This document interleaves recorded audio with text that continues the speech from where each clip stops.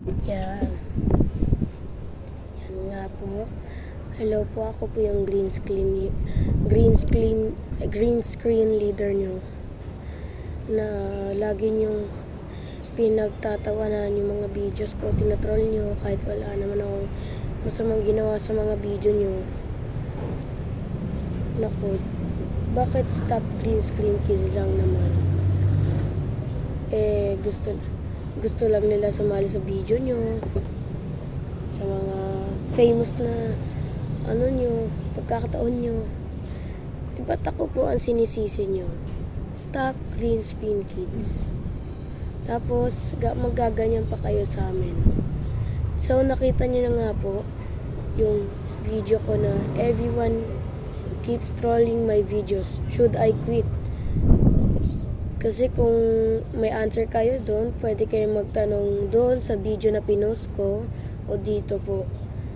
July 17, 2021 ang pinakauna kong video. So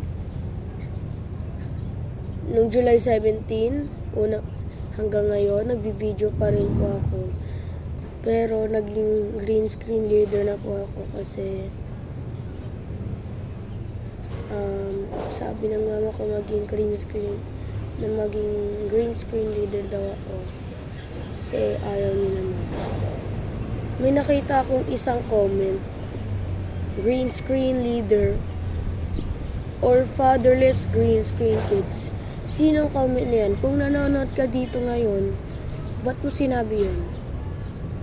Kung nanonood kayo ngayon, ba't mo sinabi yun? Meron naman akong tatay. Taga-Amerika ba ako? Taga-Pilipinas ako Philippines ako Mukha ba akong walang tatay? So, yung nag-comment po ng fatherless green screen kids. Naku. Ba't mo sinabi naman yun? Meron naman akong tatay.